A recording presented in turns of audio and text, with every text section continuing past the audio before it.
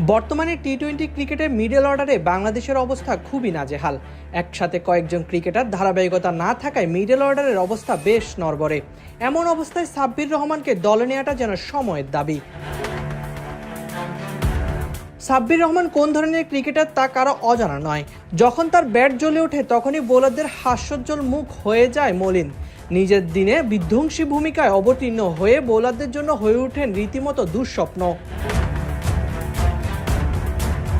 বিগত বেশ কিছুদিন যাবৎ সাব্বির রহমান রয়েছেন আলোচনায়। নিজের দেশের ঘরোয়া ক্রিকেট সহ বাইরের দেশের ছোট ছোট লিগে ভালো পারফর্ম করে আসছেন সাব্বির। গতবারের বিপিএলও ঢাকার হয়ে কিছু ইম্প্যাক্টফুল ইনিংস খেলতে দেখা গিয়েছে তাকে।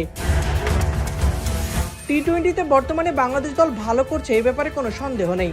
টানা চারটি সিরিজ জয়ের পর এখন আরেকটি সিরিজে জয়ের হাতছানি। ঘরের মাঠে ওয়েস্ট ইন্ডিজকে হারাতে পারলে একটানা 5 সিরিজ জয়ের গৌরব অর্জন করবে বাংলাদেশ।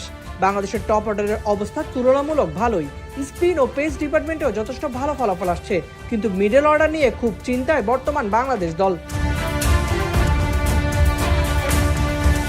একটা সময় ছিল যখন মিডল অর্ডারই ছিল বাংলাদেশের মূল ভরসার জায়গা। সাকিব আল হাসান, মুশফিকুর রহিম ও মাহমুদুল্লাহ রিয়াদের ধারাবাহিক পারফরমেন্সে বহু ম্যাচ জয়লাভ করেছে বাংলাদেশ। তাসের ঘরের মতো ভেঙে পড়া টপ অর্ডারের ব্যর্থতা ও ভারসাম্য নিয়ে আসতো তারা।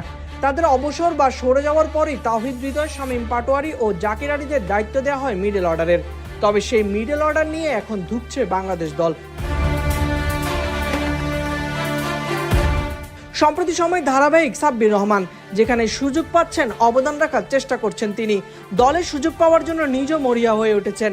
এছাড়া 2015 থেকে 2018 সাল পর্যন্ত মিডল অর্ডারে একজন প্রতিশ্রুতিশীল ব্যাটার হিসেবে পরীক্ষিত তিনি।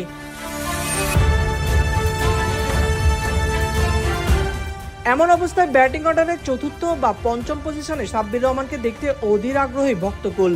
হার্ড হিটিং এর পাশাপাশি অভিজ্ঞতার সমন্বয়ে সবকিছু মিলিয়ে লাল সবুজের জার্সিতে দ্রুতই অন্তর্ভুক্ত করা উচিত সাব্বির রহমানকে, এমনটাই মতামত বিশ্লেষকদের।